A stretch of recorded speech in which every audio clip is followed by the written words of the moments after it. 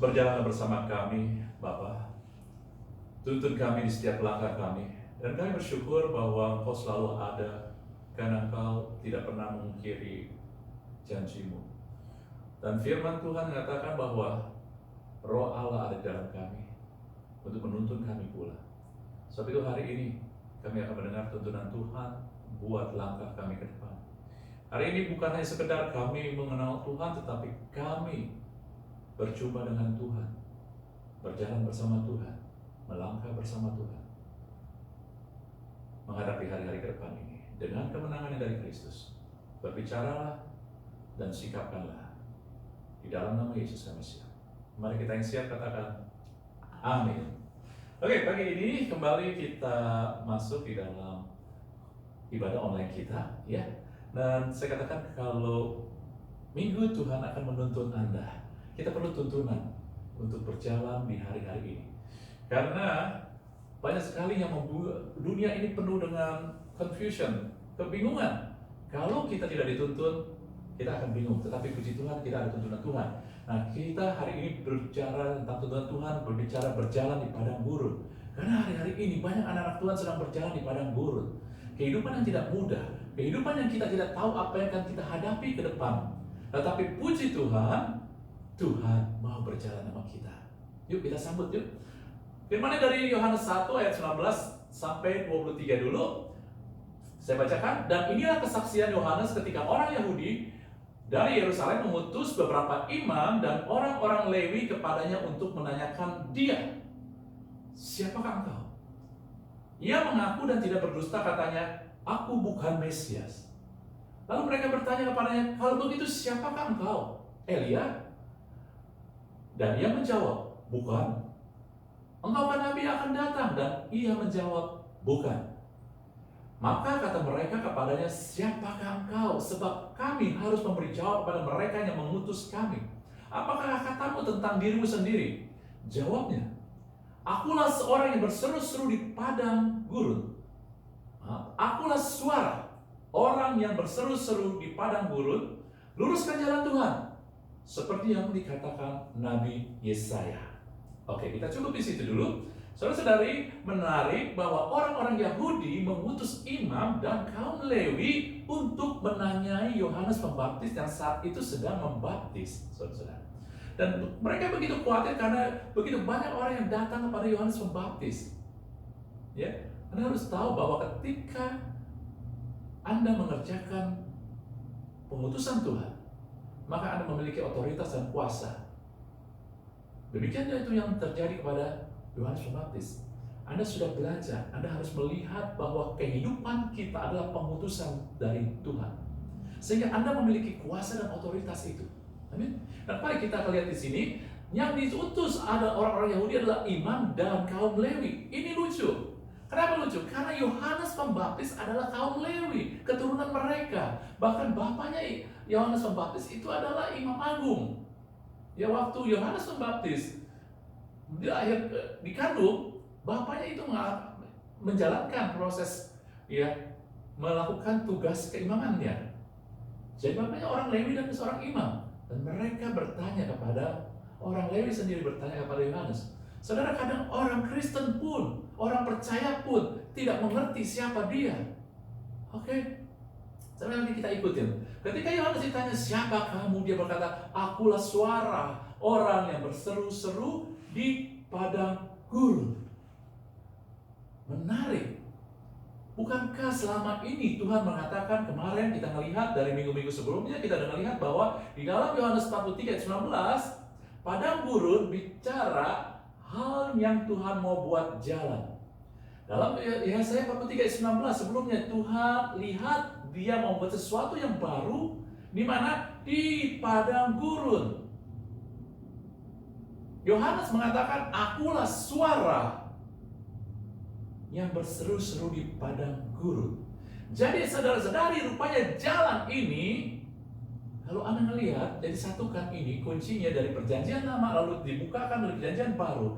Jalan ini adalah jalan lurus Tuhan, jalan Tuhan. Amin. Karena bisa begitu. Yuk kita lihat ini, ya. Jalan ini adalah jalan yang dibawa oleh utusan Tuhan. Jalan ini adalah yang tadi dikatakan, saudara-saudari, ya,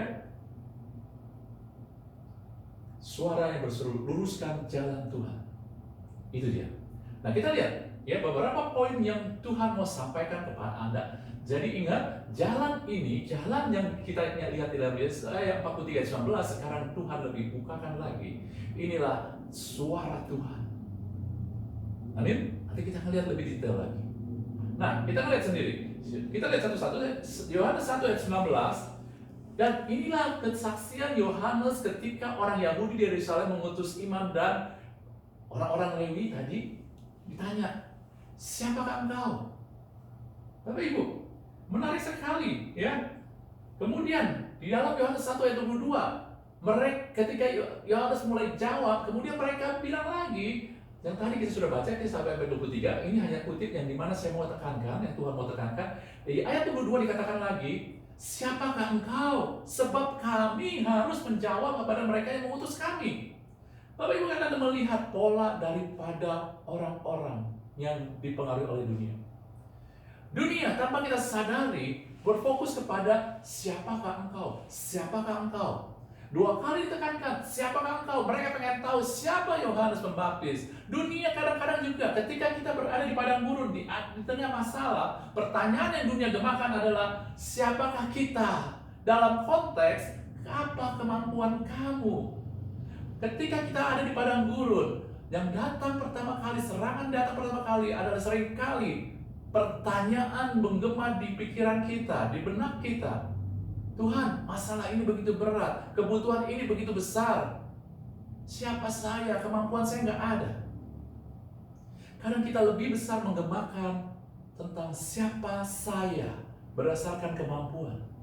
Kemudian Anda ngelihat sendiri bahwa kemudian mereka bilang, kami harus memberi jawab. Mereka datang untuk memberi jawab. Dengan kata lain, dunia selalu mau mencari jawaban, mau mengerti. Ketika kita menghadapi masalah-masalah, ketika kita menghadapi situasi-situasi sulit, kadang kita menuntut Tuhan untuk supaya saya mengerti. Tuhan, mengapa ini terjadi sama saya? Tuhan, mengapa dia melakukan ini kepada saya? Tuhan, mengapa hal yang buruk terjadi sama saya? Manusia, dunia kadang menuntut supaya mengerti. Bukankah ketika Adam dan Hawa pertama kali ciptakan, Tuhan bilang jangan makan buah pengetahuan baik dan buruk. Tuhan tidak mau mendasarkan manusia hidup dari pengetahuan, pengertian, tetapi dari pohon kehidupan, yaitu bersandar, menempel sama Tuhan. Saudara, dunia kadang membuat Anda bertanya, kenapa ya orang itu jahat sama saya? Kenapa ya saya kok bisa dalam keadaan seperti ini? Saudara, banyak hal yang kita nggak ngerti. Mungkin memang kesalahan kita, mungkin memang ada perbuatan jahat orang. Tetapi kalau kita mau cari gali pertanyaan itu dengan mencari jawaban-jawaban, mau mengerti, pada akhirnya kita akan berujung pada sakit hati, kecewa. Lalu mulailah kita bimbang dengan Tuhan. Apa benar ya Tuhan Maha Kuasa? Hati-hati saudara. Kalau kita mengikuti pola pikir dunia, kita nggak akan menjadi kuat. Kita nggak melihat penyertaan Tuhan. Allah menyertai kita dalam roh. Nggak kelihatan dengan kasat mata. Sebab itu Anda butuh melihat dengan kebenaran firman Tuhan. Amin. Bagaimana kebenaran firman Tuhan, saudara-saudara? Ya, banyak sekali, tapi kita lihat dulu ya, kenapa mereka memberi jawab. Lalu mereka katakan, ya sebab kami harus memberi jawab kepada siapa? Kepada yang mengutus kami. Bapak Ibu, saudara-saudari, manusia selalu mau memberi jawab kepada orang yang diutus. Maksudnya apa? Begini, dia diutus oleh orang imam-imam, orang Lewi. Nah, dia harus memberi jawaban.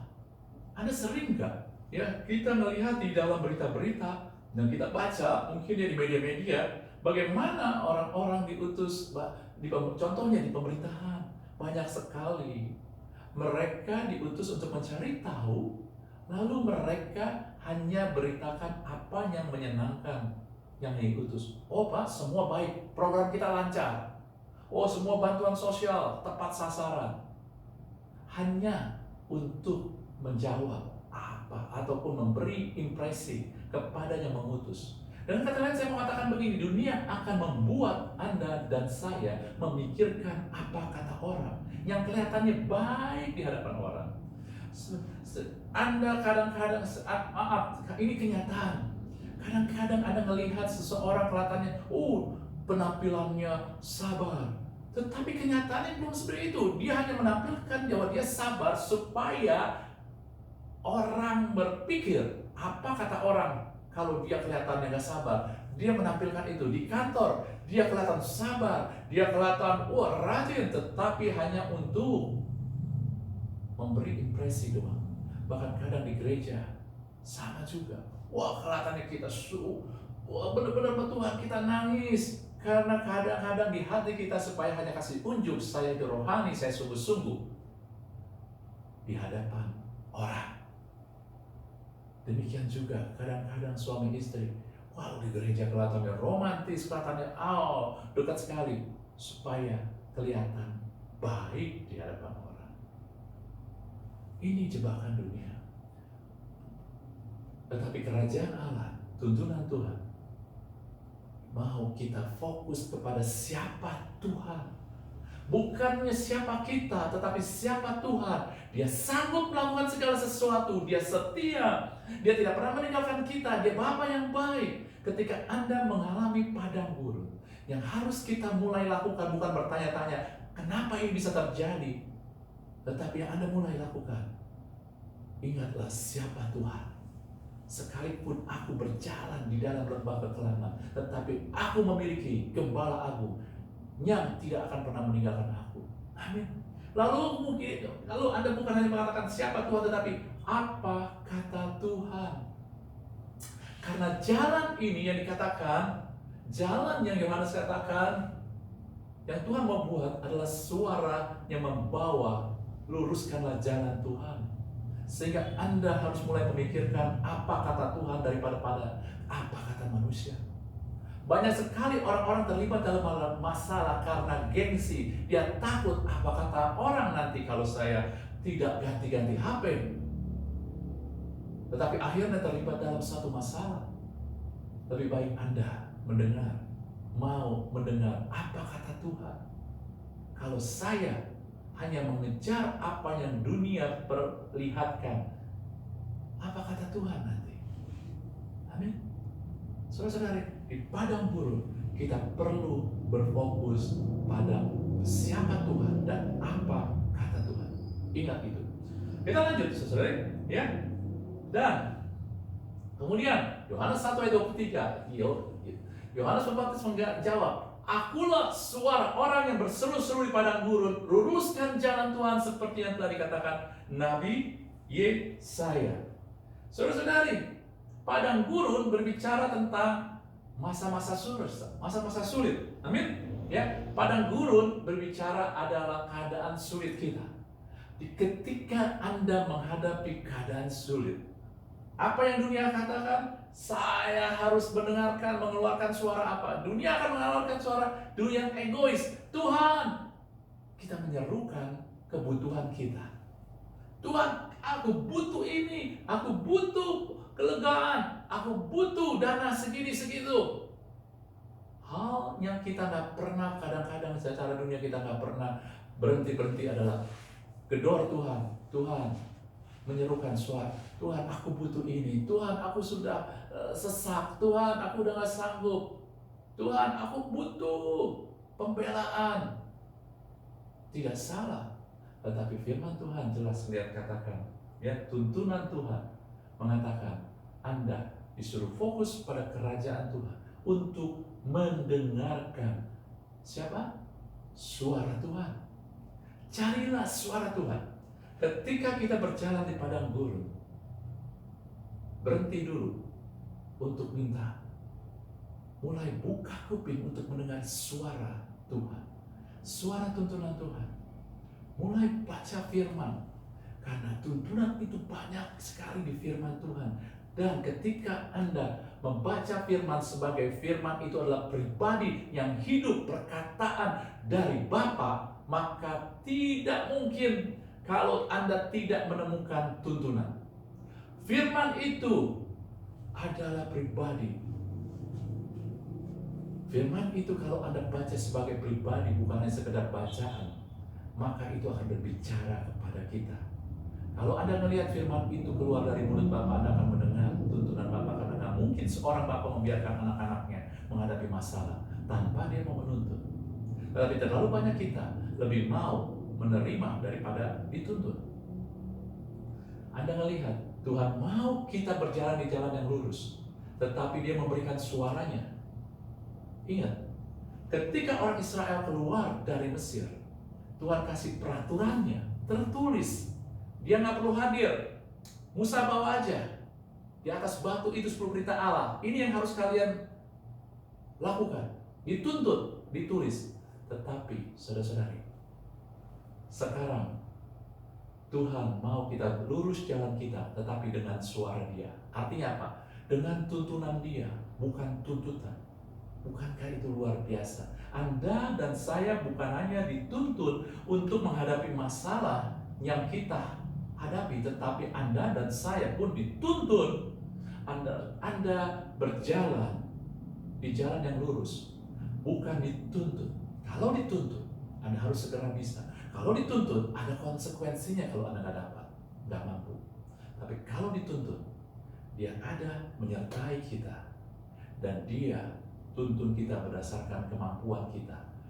Sesudah kita bisa A, dia akan tingkatkan lagi ke B, dia tingkatkan lagi ke C. Amin. Nah, inilah ikut Tuhan tuh luar biasa enak, saudara-saudari. Begitu baik Tuhan.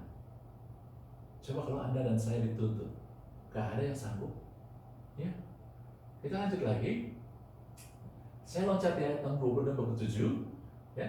Kemudian Yohanes menjawab mereka ketika mulailah tanya jawab lagi, tambah lagi. Akhirnya Yohanes bilang begini, aku membaptis dengan air, tetapi di tengah-tengah kamu berdiri dia yang tidak kamu kenal, yaitu dia yang datang kemudian daripadaku, membuka tali kasutnya pun aku tidak layak.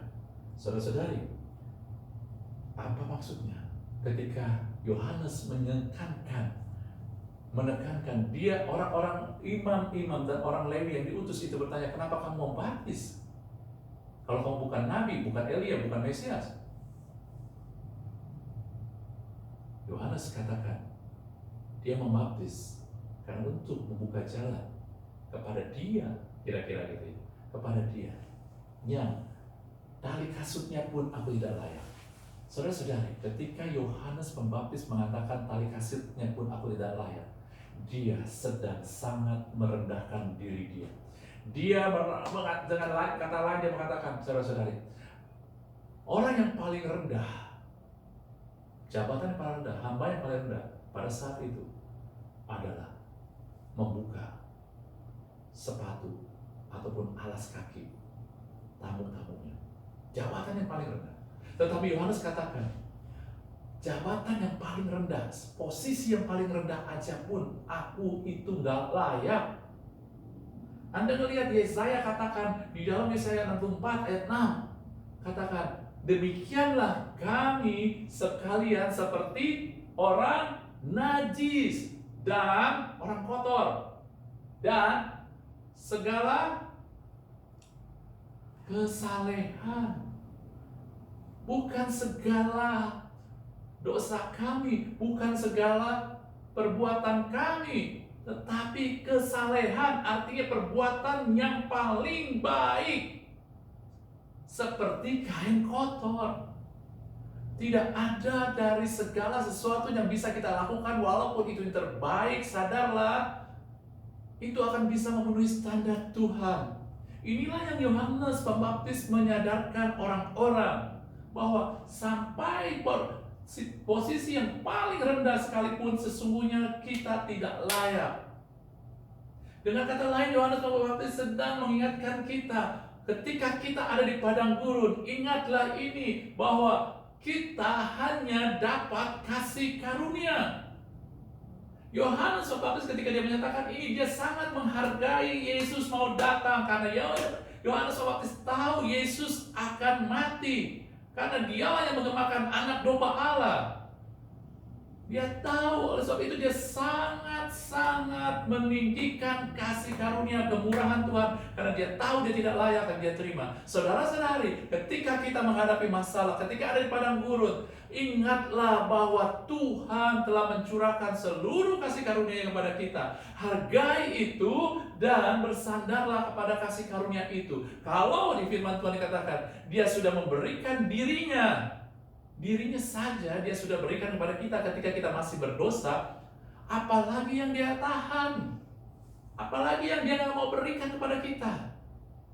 Kalau kita sekarang sudah diperdamaikan dengan darahnya, dia pasti berikan. Ingat itu, ketika kita keadaan makin sulit, mungkin kita belum melihat situasi membaik, mulai ingat, Tuhan, kasih karunia-Mu cukup. Pasti ada jawaban. Kalau Engkau, ketika aku masih berdosa, Engkau sudah rela memberikan segalanya. Sekarang aku sudah dikuduskan dengan darah Yesus menjadi anak-anak Bapa. Apalagi yang Tuhan mau tahan, pasti Dia sudah berikan segalanya. Amin. Bersandarlah kepada kasih karunia ketika keadaan bersama sulit. Jangan melihat pada keadaan, jangan melihat kepada kemampuan apa yang saya miliki, jangan melihat kepada manusia. Mulailah, Tuhan, kasih karunia-Mu itu berlimpah-limpah Itu Tuhan sudah berikan, dan itu sangat berharga, dan itu masih berlaku dan terus berjalan hingga sekarang. Amin. Kita lanjut, saudara-saudara ya. Kemudian Yohanes kemudian dalam firman Tuhan, Yohanes 1:29, saya loncat lagi. Pada keesokan hariannya, hari kedua, sudah mereka nanya, ya. Yohanes melihat Yesus datang kepada dan ia berkata, lihatlah anak domba Allah yang menghapus dosa dunia. Saudara ingat tadi dan dari minggu-minggu sebelumnya Tuhan tuntun kita dengan Yesaya 43 ayat 19, ya, ayat 19, bukan 19. Lihat, kata lihat ini sama. Behold, tadi juga sama. Aku mau membuat jalan di padang gurun. Di padang gurun ada suara yang berseru-seru, luruskan jalan Tuhan. Anda melihat kan paralelnya, penyingkapannya. Dan sekarang dia katakan, kemudian maju lagi melangkah. Yohanes Pembaptis katakan, lihat, behold, di Yesaya 43 ayat 19, lihat, sama-sama. Apa yang dilihat? Sekarang pengingkapannya ada di Yohanes 1:29. Perjanjian baru adalah penyingkapan dari perjanjian lama. Apa yang disuruh lihat sekarang adalah anak domba Allah yang menghapus dosa dunia. Maksudnya apa? Maksudnya adalah Yesus, anak domba Allah, tujuannya adalah untuk mati di kayu salib. Anda lihat, fokus, penuhi pikiran Anda, semua pegang itu, segala sesuatu dalam kehidupan kita, lihatlah kepada karya salib Yesus. Amin. Pegang salib Yesus, karya Yesus di atas kayu salib. Yesus bukan saja menebus dosa kita, tetapi sudah membayar segala kebutuhan untuk kita hidup di dalam kemenangannya.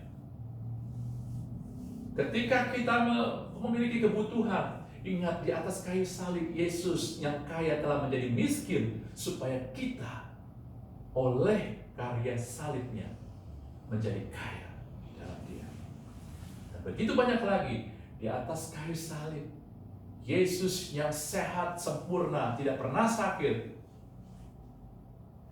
Dia harus menderita bilu-bilunya itu supaya Anda dan saya bisa menikmati kesembuhan. Harga yang dibutuhkan untuk kita hidup di dalam kemenangannya sudah Dia bayar seutuhnya. Amin, saudara-saudari. Ya, pegang karya salib itu, saudara-saudari. Ya. Lalu kemudian lihat, lanjut, kita loncat lagi keesokan harinya dari Yohanes 1 ayat 35 sampai 37. Ya, ini hari ketiga. Keesokan harinya Yohanes berdiri di situ pula dengan 2 orang muridnya. Ketika itu ia melihat Yesus lewat, dia berkata lagi, lihat anak domba Allah. Kemudian terjadi apa? Kedua muridnya mendengar apa yang dikatakannya, lalu mengikuti Yesus. Perkataan yang sama, lihat anak domba Allah. Saudara-saudari yang terkasih, apa maksudnya di sini? Ya, dia menyerukan anak domba Allah. Yohanes Pembaptis selalu mau, ataupun Tuhan, firman Tuhan menekankan fokus kepada karya Yesus di salib. Itu sangat penting. Kita pikir, itu saya sudah tahu semua. Saudara, antara tahu dan menghidupinya berbeda. Kalau Anda menghidupi, berarti Anda mengenakan. Setiap hari saya mengenakan karya Yesus di salib. Yesus telah terkutuk supaya hidup saya nggak terkutuk, sehingga setiap langkah saya tidak ada kutuk, kehidupan saya nggak ada kutuk, keluarga saya nggak ada kutuk. Anda harus hidup di itu. Kalau ada sesuatu terjadi yang tidak enak, bukan berarti Anda terkutuk, hanya Anda akan melihat kemuliaan Tuhan, kuasa Tuhan. Amin. Kalau Anda melihat kebutuhan Anda begitu menumpuk dan Anda nggak punya sesuatu untuk memenuhi kebutuhan itu, mulai lihat karya Yesus di salib. Yesus telah menjadi miskin buat kita supaya kita menjadi kaya di dalam Dia. Allah bukan mencukupi kebutuhan memenuhi kekayaan dan kemuliaan. Ini dia. Dan Anda melihat Yohanes Pembaptis, saudara-saudari. Hari pertama orang-orang tanya, siapa kamu? Anda tahu pertanyaan itu untuk apa? Sebenarnya untuk menghentikan apa yang Yohanes perbuat saat itu. Dia menarik banyak orang, dan imam-imam ini pada ngiri. Mereka bertanya itu, mereka bertanya dengan teror, saudara-saudari. Bukan tanya dengan enak, baik-baik, dengan teror, dengan ancaman. Ya, kalau kita harus mengerti makna kenapa dia ditanya. Lalu kemudian dia nggak mundur. Keesokan harinya dia tetap datang, dan makanya Yesus datang, dan Yesus saat itu kan dibaptis sama Yohanes Pembaptis. Artinya Yohanes tetap melakukan apa yang dia selama ini lakukan. Dia baptis. Dan hari ketiga pun dia tetap lakukan. Saudara-saudari, maksudnya apa? Kalau orang terus-terusan walaupun diancam terus lakukan, artinya dia konsisten. Ketika keadaan sulit, ketika Anda menghadapi padang gurun, bukan hanya berseru mendengar suara Tuhan, tetapi Anda dan saya harus konsisten, terus berusaha, terus giat, terus rajin, terus lakukan, terus kerja keras. Kita masing dibutuhkan tinggal di dunia. Bukti kita percaya sama Tuhan adalah kita terus konsisten, kita terus giat, kita terus lakukan. Begitu banyak anak-anak Tuhan, dia pikir kalau udah berserah sama Tuhan gak perlu lakukan apa-apa. Hari-hari ini ketika padang gurun, Anda belum melihat kehasil, tetapi lakukan aja yang Anda bisa lakukan. Lakukan aja apa yang selama ini Anda lakukan. Maka Mazmur katakan, hakmu dan kebenaranmu akan terbit, akan dimunculkan oleh Tuhan seperti terang dan seperti siang. Amin, saudara-saudara. Akhirnya saya mau katakan begini. Anda lihat, berjalan di padang gurun, ini tuntunan Tuhan. Pertama, fokus kepada siapa dan apa kata Tuhan. Jangan fokus pada siapa saya dan apa kata dunia, apa kata orang nanti. Jangan, saudara-saudari. Ya, capek dengerin apa kata orang. Nanti gengsi kita terlalu tinggi dan itu bebannya berat buat kita.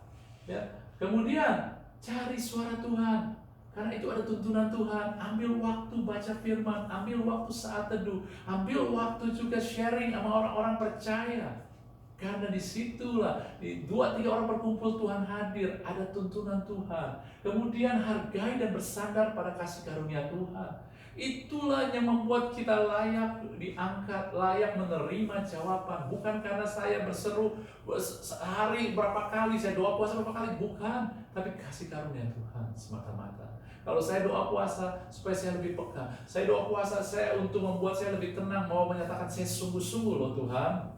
Ya, kemudian peganglah karya Yesus di salib. 2 kali Yohanes Pembaptis mengatakan itu, atau firman Tuhan menegaskan itu. Lihat anak domba Allah. Yang kata lain, lihat karya Yesus di salib. Itulah yang cukup untuk memenuhi kehidupan kita, untuk menang dalam setiap pergumulan. Lalu tetap sigap, konsisten, tetap semangat, tetap rajin, tetap giat. Amin. Ini dia, saudara-saudari, aplikasi yang Tuhan mau dituntun hari-hari ini buat kita. Dan kalau Anda lupa, mungkin saya bikin sudah gampang ya. 5S saya bilang. S pertama adalah siapa. Siapa itu siapa dan apa. Kemudian S kedua adalah suara Tuhan. S ketiga adalah sandar, bersandar pada kasih karunia. S yang keempat adalah salib, karya salib Kristus. Dan S yang kelima adalah sigap. Jangan malas, jangan bersantai-santai, Anda harus sigap. Amin. Demikian saudara-saudari, ini tuntunan Tuhan. Kita bersyukur Tuhan gak pernah tinggalin kita.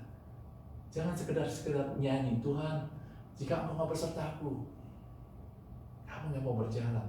Tuhan beserta kita. Dia udah bilang, sekali-kali aku gak akan meninggalkan kamu.